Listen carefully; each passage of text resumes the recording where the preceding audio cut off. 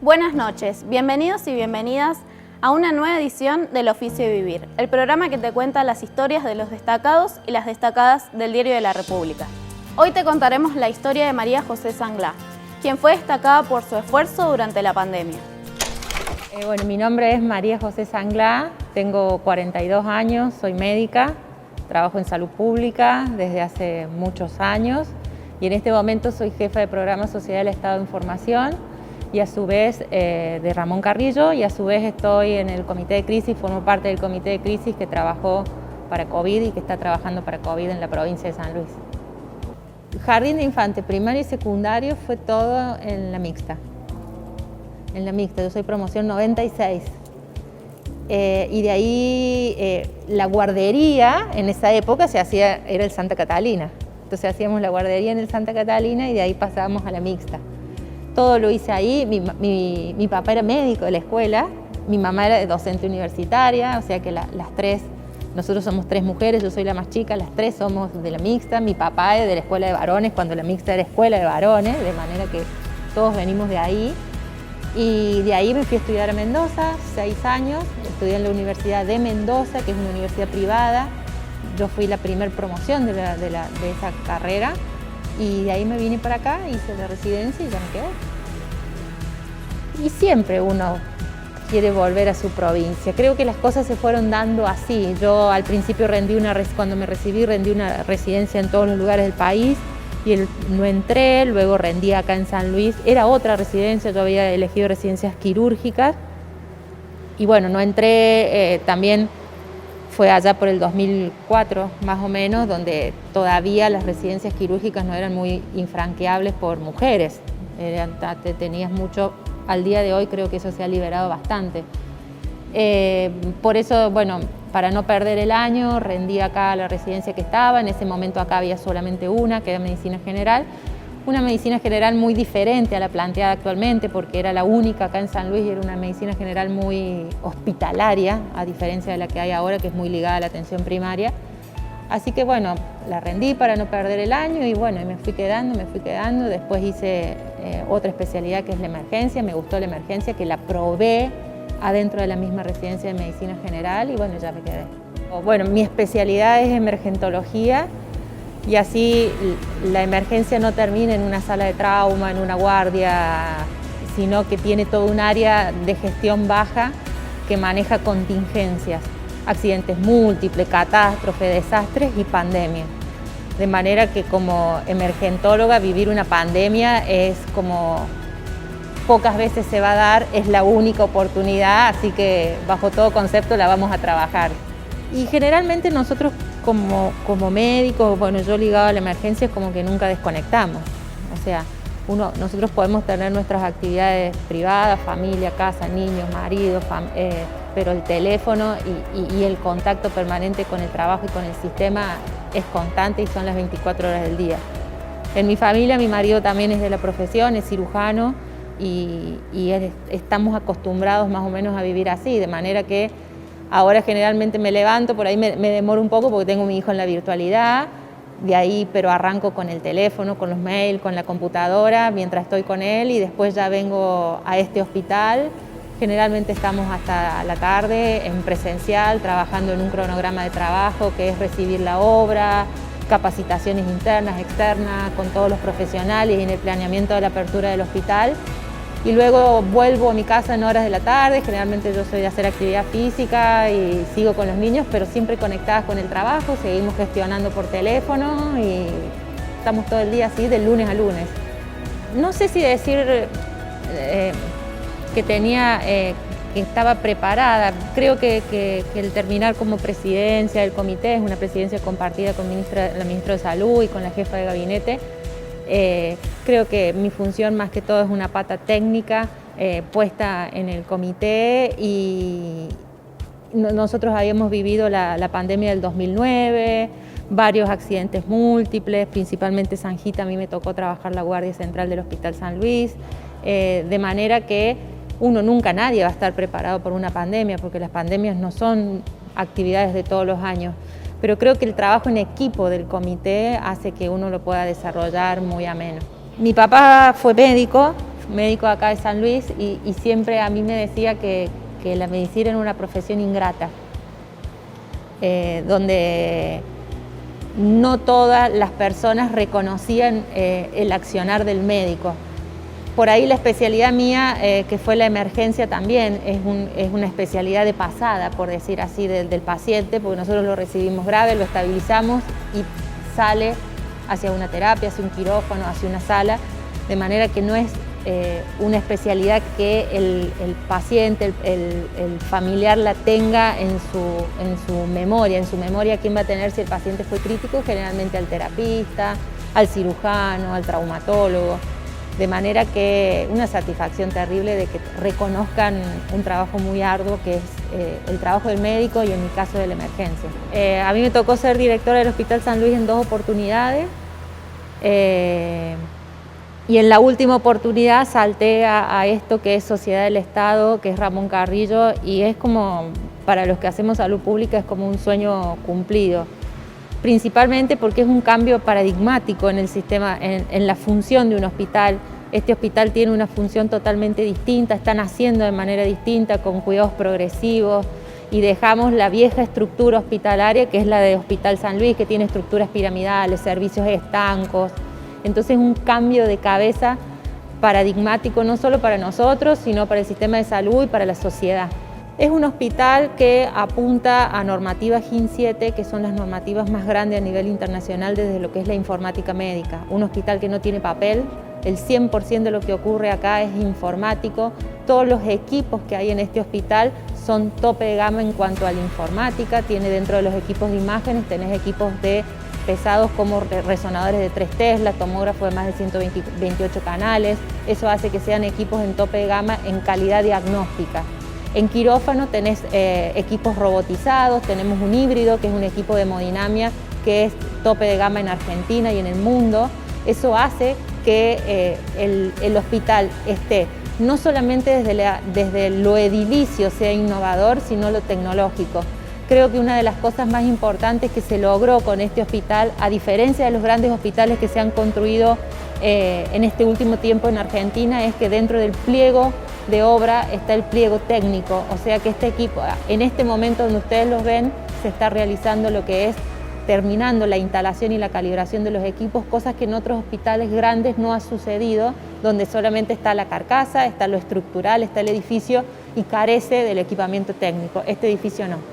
El Hospital Ramón Carrillo va a ser el referente nacional y va a ser referente en la región y en toda Argentina, desde la infraestructura, desde la gestión, desde la forma de trabajo, lo va a hacer. Creo que va muy ligado a la mano de cómo, y siempre hago mucho hincapié en eso, mi especialidad te forja el carácter. Nosotros, siempre digo lo mismo, convivimos con la muerte permanentemente y le sacamos gente a la muerte. Nosotros reanimamos mucho, trabajamos mucho con pacientes críticos en el shock room, de manera que ese costado frío, por decirlo así, profesional, hace que por ahí uno se sienta y trabaje y hable con naturalidad de estas cuestiones que son muy críticas. Uno está acostumbrado a hacer ese trabajo y no hacer el otro trabajo, por ejemplo, el del consultorio, el de hacer control de niños sanos, el de trabajar en prevención. Para mí eso sería horroroso hacerlo, pero bueno, forma parte de lo que uno le gusta como especialista y en lo que uno está haciendo. Vamos a una pausa cortita y ya volvemos con más El Oficio de Vivir.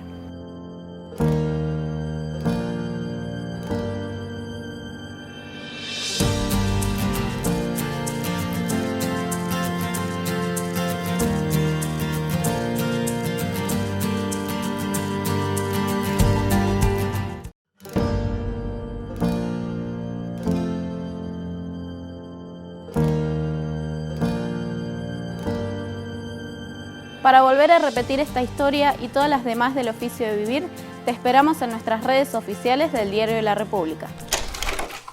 Vamos ahora sí a la siguiente destacada, y sin duda fue la protagonista, ¿no?, de la lucha contra la pandemia, contra el coronavirus. Estamos hablando de la médica María José Sanglá, que la tenemos en comunicación. No, todavía no. Bueno, pero vamos a contarte, y ya todos ustedes y todas ustedes la conocen porque la hemos visto en los reportes, hemos visto dándonos los consejos de cómo prevenir y de cuidarnos entre nosotros y nosotras para que el coronavirus no nos llegue, ¿no? Para cuidar el estatus sanitario de la provincia de San Luis, y María José fue una de las grandes protagonistas. Transcurría su segundo embarazo, incluso tomó poquitos días de licencia para poder dar a luz y después retomó sus tareas como presidenta del comité de crisis que llevó adelante todo lo que fue resguardar y proteger a los ciudadanos y ciudadanas de San Luis del coronavirus, ¿no? Una gran compañera, y este premio al esfuerzo durante este 2020 más que merecido para María José Sanglá,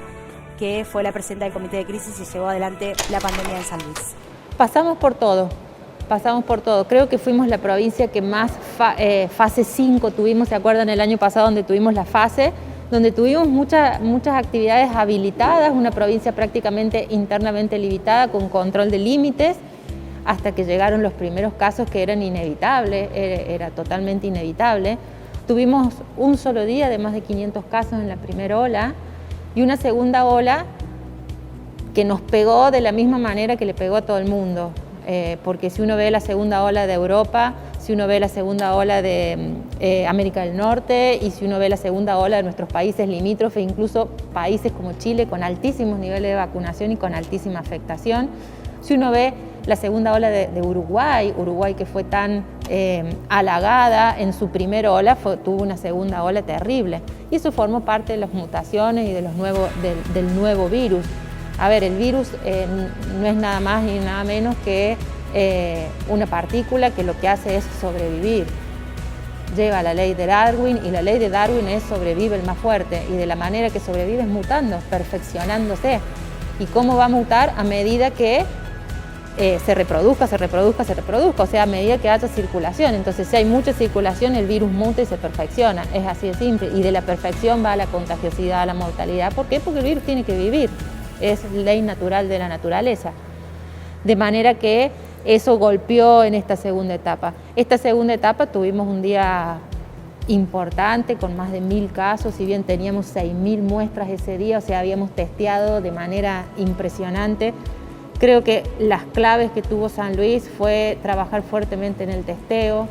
El testeo hace que nosotros detectemos pacientes asintomáticos, que es el objetivo más importante de esto para cortar cadenas de contagio, y mantener esos objetivos, que el gobernador se los haya puesto en su camino, y que teníamos que testear, testear y aislar, y después sumamos vacunación, testeo, aislamiento, vacunación, hizo que fuéramos primeros en esto de que también todos los días nos sentamos y era mejorar los números, y que el gobierno esté todo trabajando en mejorar los números para poder llevar rápido a tener esta inmunidad que tanto soñamos. Nadie avisoró las mutaciones, nadie pensó que íbamos a tener este tipo de mutaciones que hace que la pandemia se empiece a perpetuar y que no baje en cuanto a la afectación mundial. No, nosotros ya pensábamos que para esta época, incluso hasta fines del año pasado el verano, ya se iba a solucionar el tema pandémico. Sí, permanentemente mirando lo que fue Europa, empezamos a ver que la situación no iba a ser así. La primera ola fue impecable porque creo que el miedo que teníamos a esto hizo que todos estuviéramos en casa, aislados, y uno puede totalmente entender el comportamiento de la segunda ola. Si bien tuvimos épocas de mayor responsabilidad individual y social que otras, creo que si uno lo ve desde el punto de vista social, desde el punto de vista psicosocial, desde el punto de vista económico, es lógico o le puede encontrar alguna explicación, no sé si decir lógico, pero le puede encontrar alguna explicación a lo que sucede y a lo que sucedió. Si uno habla del punto de vista técnico puro, uno tendría que tener fase 1 durante toda la pandemia, pero sabemos que es imposible. Entonces uno tiene que jugar, por decir así, en la mesa, poner en la mesa, habilitamos ciertos lugares no, y vamos viendo principalmente cuáles tienen mayor impacto económico, y por ahí sí vamos a tener cierta contradicción, habilitaste esto y no habilitaste lo otro, que es lo mismo, pero bueno, hay una cuestión que tiene más impacto económico en otro, entonces vamos variando y vamos jugando, por decir así, para tratar de llevar la pandemia lo mejor posible. Pero creo que es entendible épocas de no adherir a medidas y épocas que no. La única forma de frenar esto son dos cuestiones que van de la mano y lo han hecho los países de primer mundo, que es la vacunación y el aislamiento. A nosotros el aislamiento nos cuesta ya a esta altura de la pandemia, es lógico, porque nosotros pensábamos en una pandemia que iba a durar menos de un año y es una pandemia que ya lleva más de un año, de manera que es muy difícil desde lo social, desde lo psicosocial, desde lo económico, plantear aislamientos en estos momentos, y de la única manera de quebrar eso es vacunando, generando inmunidad en la población. Y la inmunidad en la población se genera de dos maneras, o se enferman o se vacunan, y no podemos permitir que todos se enfermen porque tenemos porcentaje de mortalidad. Que es una carrera y es una profesión de mucho sacrificio, que es ingrata, pero que te debe gustar y que uno debe estar abierto al aprendizaje constante, que vas a hacer muchas cosas de las cuales no vas a tener remuneración y que hacen al aprendizaje de la medicina. Y creo que la predisposición a aprender y la predisposición a trabajar con gente son dos cuestiones sumamente importantes dentro de la medicina.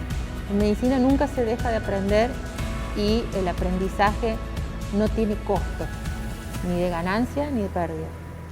Yo le desarrollé la salud pública desde que hice la residencia. La residencia fue en salud pública, en un hospital público. Uno puede tener residencias en hospitales públicos y sabemos que existen las residencias en hospitales privados. Por ahí creo que la carrera sanitaria te hace llegar a amarla, porque la carrera sanitaria implica una dedicación exclusiva al sistema público.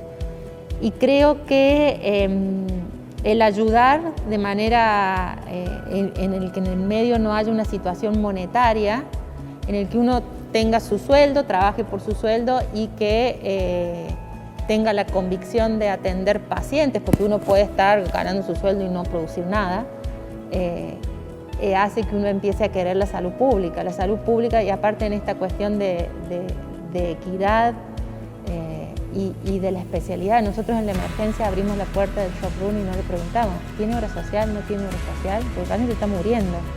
Nosotros al paciente lo corremos por atrás. No tenemos tiempo de preguntarle qué lo llevó a esto. Nosotros lo estabilizamos, lo atendemos, tratamos su paro, su insuficiencia respiratoria, su insuficiencia cardíaca, y después salimos a preguntar. Creo que esas cuestiones que solamente se hacen en la salud pública, porque no existe la emergencia en Argentina, a excepción de grandes urbes como Buenos Aires, si no está en la salud pública. Todos acá en San Luis sabemos que si nos accidentamos, que si tuvimos algo urgente, ¿a dónde vamos? Al Hospital San Luis, y prontamente va a ser el Ramón Carrillo. De manera que eso es salud pública, y creo que lo que se busca con Ramón Carrillo es equidad. Si uno debería definir Ramón Carrillo, es equidad. En una cama tan tecnológica, cuando uno habla de tecnología completa del Ramón Carrillo, se va a asistir el paciente que no tiene cobertura hasta el paciente que tenga una prepaga de alta categoría. Yo soy mujer de actividad, de trabajar, de no estar en mi casa. Por ahí mi marido tiene el mismo pensamiento y eso es lo que me ayudó.